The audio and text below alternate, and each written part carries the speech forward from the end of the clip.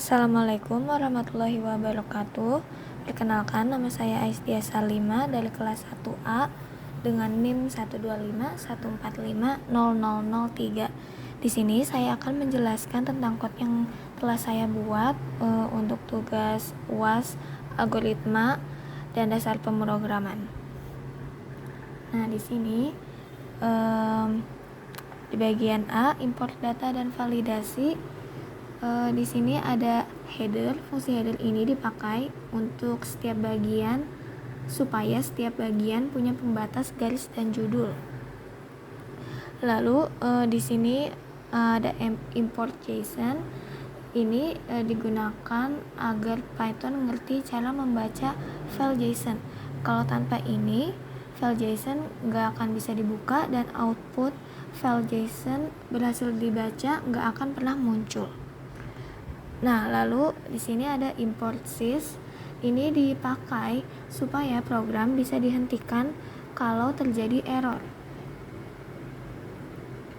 Kalau filenya tidak ketemu, program langsung berhenti dan gak akan melanjutkan ke bagian B, C, dan seterusnya. Lalu ini ada import pandas SPD. Pandas ini dipakai karena data mahasiswa bakal diubah menjadi tabel atau data frame. Walaupun di bagian A belum kelihatan hasil tabelnya, import ini penting agar bagian berikutnya bisa jalan dan output muncul dengan rapi. Lalu yang ini from datetime import datetime time delta. Ini dipakai supaya data waktu bisa dihitung, kayak durasi aktivitas. Efeknya belum kelihatan di output bagian A. Tapi kalau ini tidak ada, nanti output durasi di bagian selanjutnya bakalan error. Terus di sini ada try. Try ini dipakai agar program mencoba membaca file dulu. Terus ada open JSON. Ini dipakai untuk membuka file JSON. Kalau pathnya benar, proses lanjut dan output file JSON berhasil dibaca. Lalu data aktivitas JSON load F. Ini file JSON diubah jadi list dan dictionary Python. Karena berhasil dibaca, makanya learn data aktivitas bisa dihitung dan output jumlah mahasiswa muncul. Nah, pada bagian header ini buat nanti agar outputnya itu dia ada header bagian A, import data dan validasi, agar terlihat lebih rapi aja. Terus print file JSON berhasil dibaca. Kalimat file JSON berhasil dibaca ini bakalan muncul di output kalau misalkan filenya berhasil dibuka tanpa error. Kalau filenya bermasalah, barisan ini nggak akan pernah tampil. Terus jumlah mahasiswa learn data aktivitas. Di outputnya bakalan muncul angka jumlah mahasiswa karena data aktivitas isinya list mahasiswa. Learn otomatis menghitung jumlahnya. Nah, terus di sini ada except file not found error. Nah, di sini kalau file yang nggak ditemukan, output berubah jadi pesan error, bukan output normal. Ini ngebuktiin kalau program punya validasi dan nggak asal jalan. Terus di sini ada sys exit. Baris ini gunanya untuk memberhentikan baris ini membuat program langsung berhenti. Jadi output bagian B, C, dan seterusnya tidak akan muncul. Terus except JSON code error. Ini kalau file JSON-nya rusak, yang muncul bukan angka atau tabel, tapi pesan error. Jadi output yang muncul selalu sesuai dengan kondisi data. Nah, jadi kalau code bagian A ini di run, maka hasilnya akan seperti ini. Bagian A, import data dan validasi, jumlah mahasiswa 50, jumlah di data aktivitas 50. Seperti itu. Lalu lanjut pada bagian B. flatten data aktivitas. Nah, di sini saya juga di sini juga ada header bagian B, flatten data aktivitas. Ini untuk judulnya. Lalu ada print data aktivitas berhasil di flatten menjadi data frame. Kalimat ini bukan hasil otomatis dari Python, tapi penanda ke user bahwa proses flatten akan dilakukan. Jadi, saat outputnya muncul, artinya program siap masuk ke proses pengolahan data. Terus yang ini, baris ketiga 2, ini sebenarnya dipakai untuk menunjukkan data mentahnya dulu. Data aktivitas masih bentuk list mahasiswa, belum aktivitas satuan, makanya angkanya belum besar karena dihitung per mahasiswa bukan per aktivitas. Lalu yang ini baris 33, ini penanda kalau setelah ini kita mau lihat contoh hasilnya, bukan cuma angkanya saja. Terus kita masuk ke fungsi flatten aktivitas.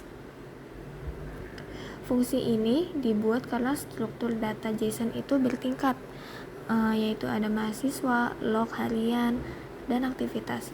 Kalau langsung dianalisis lumayan ribet, jadi kita flatten. Artinya satu baris itu hanya ada satu aktivitas. Terus ini rows, ini tempat untuk menampung hasil akhir. Setiap aktivitas bakal ditambahin ke list ini satu persatu. For MHS in data aktivitas, loop ini jalan per mahasiswa, makanya nanti output data frame punya kolom name, nama, dan kelas. Terus ini pakai .get kurung supaya kalau datanya kosong program nggak error. Ini alasan kenapa program tetap jalan walaupun ada data yang kurang. Lalu for log in log harian. Loop kedua ini jalan per hari aktivitas. Ini kenapa kolom tanggal di output bisa muncul dan konsisten. Lalu pada bagian ini tanggal pd.to_datetime, ini tanggal diubah ke format datetime supaya bisa dihitung, bisa dikelompokkan. Efeknya nanti kelihatan di output bagian C dan H. Lalu ini for act in aktivitas list. Loop ketiga ini paling penting karena satu loop sama dengan satu baris data frame. Inilah kenapa jumlah baris output jauh lebih banyak dari jumlah mahasiswa. Lalu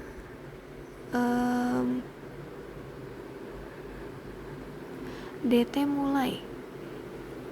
Nah, ini hitung waktu dan durasi. Nah, pada bagian ini DT mulai, DT selesai. Bagian ini dipakai supaya kita tahu aktivitas mulai jam berapa, selesai jam berapa, dan durasinya berapa menit. Makanya di output ada kolom durasi menit. Lalu yang ini if durasi kurang dari 0, durasi sama dengan 0. Ini buat jaga-jaga kalau jam selesai lebih kecil dari jam mulai. Jadi output durasi nggak ada yang negatif. Lalu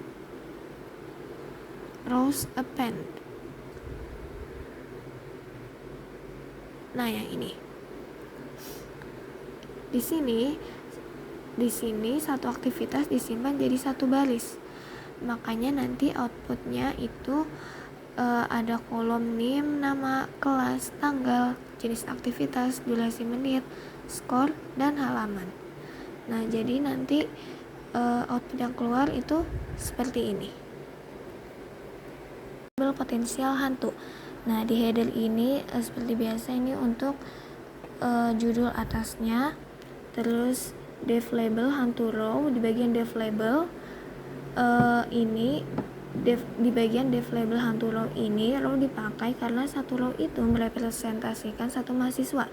Karena di DF perilaku, satu baris isinya ringkasan perilaku satu mahasiswa. Lalu di row total aktivitas, di sini kita cek total aktivitas mahasiswa. Kalau nilainya besar berarti mahasiswa ini sering muncul dan kelihatan aktif di sistem.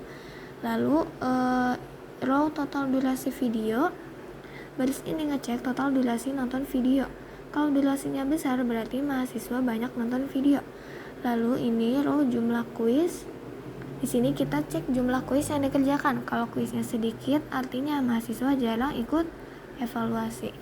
Lalu row jumlah jenis aktivitas berbeda. Baris ini ngecek variasi aktivitas. Kalau cuma satu atau dua jenis aktivitas berarti kegiatannya monoton. Lalu semua kondisi di if ini semuanya menggunakan and. Artinya mahasiswa baru dianggap potensial hantu kalau semua ciri ini muncul bersamaan. Lalu di bagian return potensial hantu, kalau semua kondisi terpenuhi, fungsi ini mengembalikan label potensial hantu. Terus ini return normal. Kalau salah satu kondisi saja tidak terpenuhi, mahasiswa langsung diberikan label normal. Lalu DF perilaku label, baris ini menjalankan fungsi label hantu ke seluruh mahasiswa. Akses 1 artinya fungsi dijalankan per baris, jadi per mahasiswa. Terus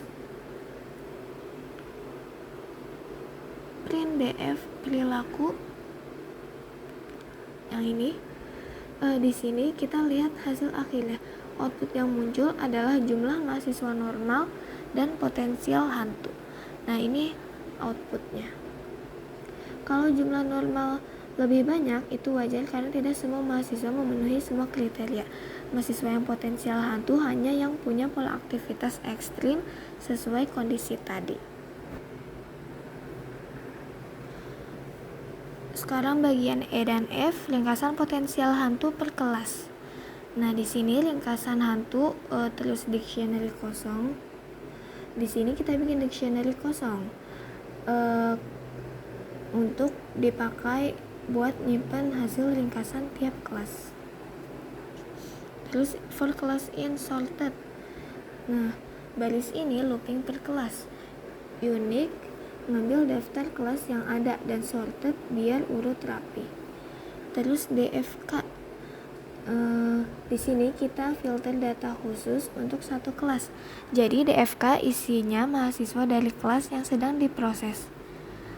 Terus total learn ini menghitung total mahasiswa di kelas tersebut. Karena satu baris di DF perilaku itu satu mahasiswa. Terus hantu learn, baris ini menghitung berapa mahasiswa potensial hantu di kelas itu. Caranya dengan filter berdasarkan label. Ringkasan hantu kelas, di sini hasil perhitungan kita simpan ke dictionary ringkasan hantu. Key-nya nama kelas, value-nya data ringkasan. Total mahasiswa total, ini menyimpan total mahasiswa di kelas tersebut. Terus jumlah potensial, ini menyimpan jumlah mahasiswa yang terdeteksi potensial hantu. Persen potensial hantu, baris ini menghitung persentase mahasiswa potensial hantu. Rumusnya hantu dibagi total mahasiswa lalu dikali 100. Round ini dipakai supaya hasilnya rapi, 2 angka desimal. Terus for class info in, setelah semua kelas diproses, kita looping lagi buat menampilkan hasilnya. Print F and class ini untuk judul tiap kelas di output. Terus print ini, baris ini menampilkan jumlah mahasiswa per kelas. Terus yang jumlah potensial hantu menampilkan berapa mahasiswa yang terdeteksi potensial hantu.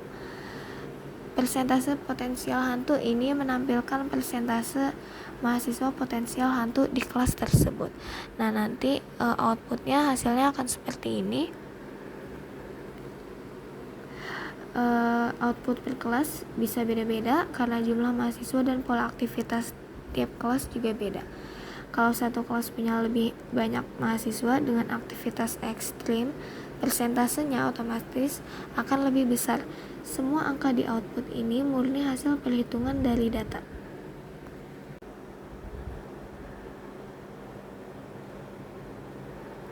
Lalu pada bagian G, daftar mahasiswa potensial hantu. Di sini DF hantu sama dengan DF perilaku. Di baris ini kita filter data frame DF perilaku.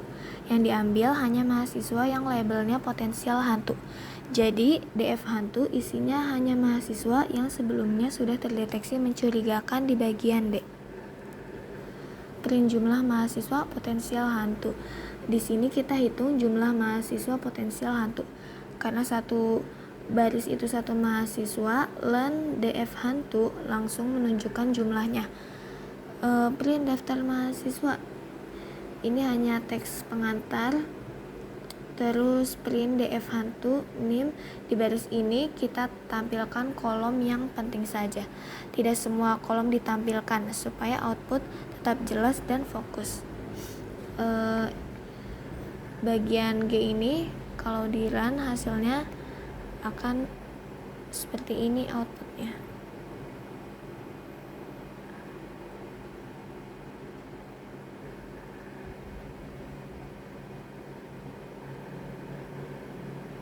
Nah, seperti ini. Jumlah mahasiswa potensial hantu 0. Daftar mahasiswa ya.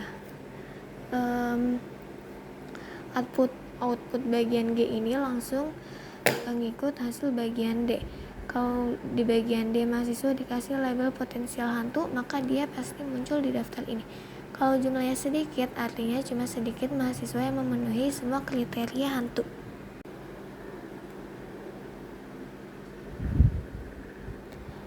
Nah, pada bagian H, analisis urutan aktivitas ideal. Di sini ideal, tonton video, baca materi, kerjakan kuis, forum diskusi. Di sini kita tentukan urutan aktivitas yang dianggap ideal. Artinya mahasiswa belajar dimulai dari nonton, lanjut baca, lalu kuis dan diskusi. Lalu di dev extract sequence, fungsi ini dipakai untuk ngecek pola urutan aktivitas satu mahasiswa. Inputnya NIM dan data frame aktivitas. Lalu skor list kosong. List ini dipakai untuk menyimpan skor urutan aktivitas per hari. DFM, di sini kita ambil semua aktivitas mahasiswa berdasarkan NIM. Lalu for G in DF, loop ini jalan per hari karena urutan aktivitas dinilai per hari, bukan digabung semua hari. Sec sama dengan list, aktivitas diurutkan berdasarkan waktu mulai. Hasilnya adalah urutan aktivitas yang benar-benar dilakukan mahasiswa hari itu. Lalu if sec sama dengan ideal, kalau urutannya sama persis dengan urutan ideal, kita kasih skor 1. Artinya mahasiswa belajar dengan alur yang benar. Elif sec, kalau urutannya terbalik, kita kasih skor 0,5. Masih ada pola tapi tidak ideal. Lalu else score append, kalau urutannya acak atau tidak sesuai, skornya 0. Return sum score, ini baris ini menghitung rata-rata skor urutan aktivitas mahasiswa. Kalau mahasiswa tidak punya data, nilainya dibuat 0. DF perilaku, rata-rata urut ideal. Di sini fungsi tadi dijalankan ke seluruh mahasiswa. Hasilnya disimpan di kolom rata-rata urut ideal. Terus print score.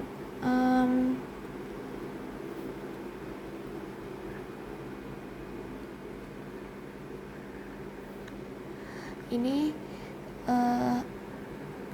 nantinya akan muncul di outputnya skor urutan aktivitas. Nah, terus contoh hasil. Nah, terus print DF perilaku. Baris ini nantinya akan menampilkan contoh hasilnya. Nilai mendekati 1 artinya sering mengikuti urutan ideal. Nilai mendekati 0 artinya aktivitasnya acak. Nanti output dari bagian H ini akan seperti ini.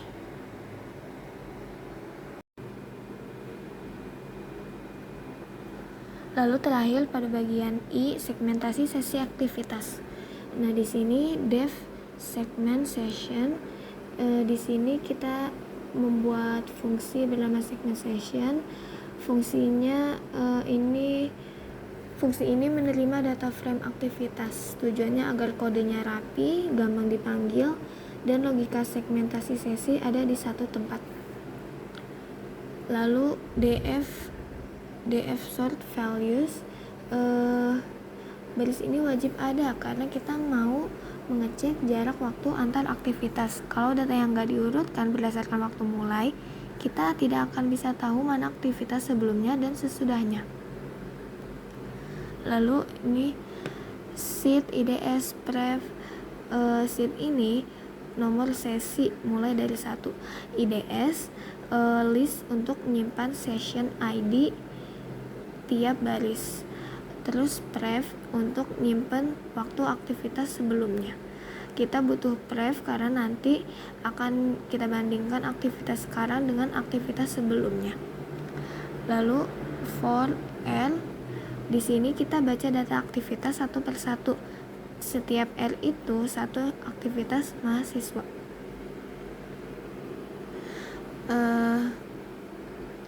If pref, jadi ini inti dari segmentasi sesi.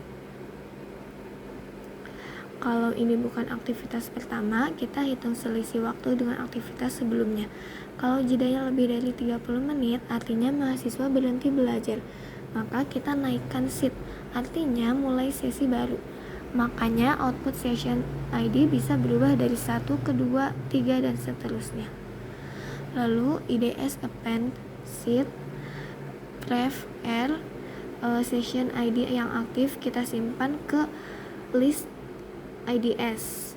Lalu waktu sekarang kita simpan ke pref supaya bisa dibandingkan dengan aktivitas berikutnya. Lalu df session ID, return df. Setelah semua aktivitas diproses, kita masukkan hasil session ke kolom baru session ID. Data frame ini lalu kita kembalikan sebagai hasil fungsi. Makanya nanti di output muncul kolom session ID. Lalu df sesi segment session, df aktivitas. Di sini fungsi baru kita dipanggil. Data df aktivitas diproses dan hasilnya disimpan di df sesi. Lalu ini print df sesi nim.